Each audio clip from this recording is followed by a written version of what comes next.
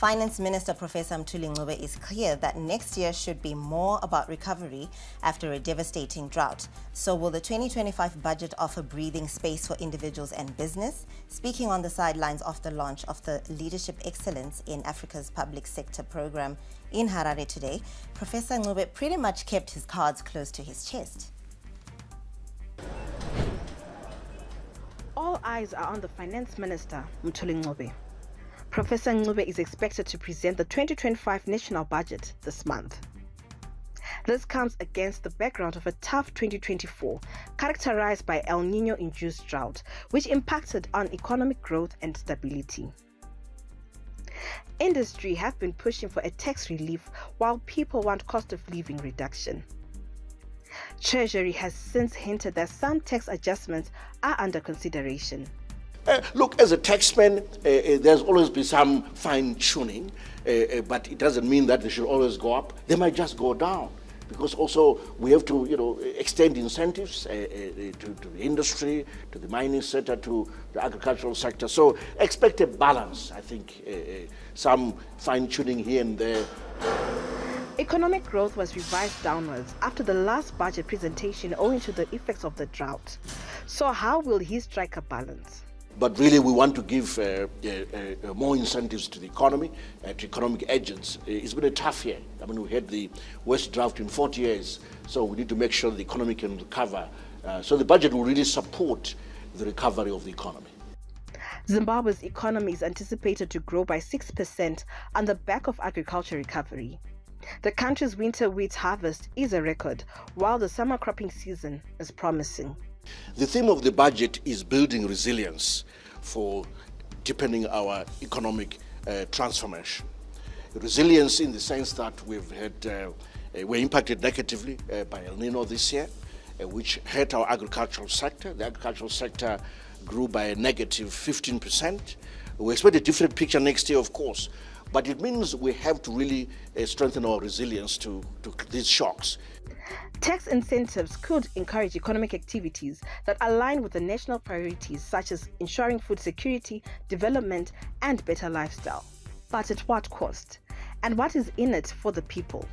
Those are the questions the minister will need to consider at a time the country is moving to NDS 2. If we do that, that means that the average rate of growth for the entire 5-year period for NDS 1 will be about 5.5%, which is on target in terms of the NDS 1 target.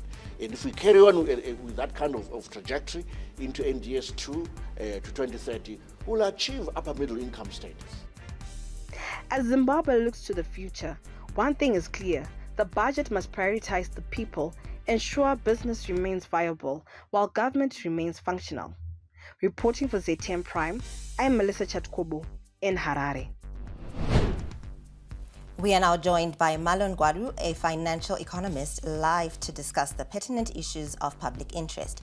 Good evening, Malon. Thank you for joining us here on News Plus. Now, could you tell us how important it is for the upcoming budget to come up with measures that directly affect the cost of living for the better? Thank you for the opportunity. I think it's quite important in the sense that we've had a lot of inflationary pressures in the economy, largely due to currency volatility, as well as cost drivers that are of largely import nature. So I think to counter that, if we address the tax incentive mechanisms that are able to capacitate the currency and create demand for it to reduce the runaway inflation that it's causing due to exchange rate volatilities. And how can authorities best strike a balance between making sure formal business taxes are kept at sustainable levels while ensuring that the informal sector also gets to pay tax? Well, I think it's important to incentivize the existing taxpayers through tax incentives that are able to create sustainable pathways given the reduced economic activity due to the El Nino effect, commodity prices and all those things.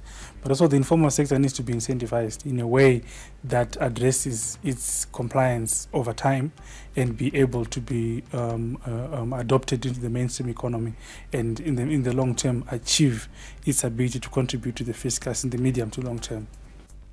Now, Malon, the discussion and argument over the years has been that the health sector is underfunded, with much of its resources coming from donors. How important is it for authorities to increase funding in that sector? I think it's quite important because the health is wealth, that's what they say.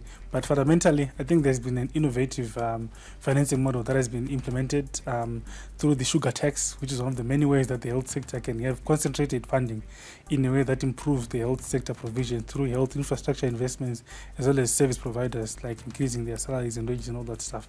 So I think in the medium to long term, we're poised to restructure the funding model of health from donors to our own fiscal sources. Konapo ipapo ba ZTN Prime, DSTV channel 294, the place to be.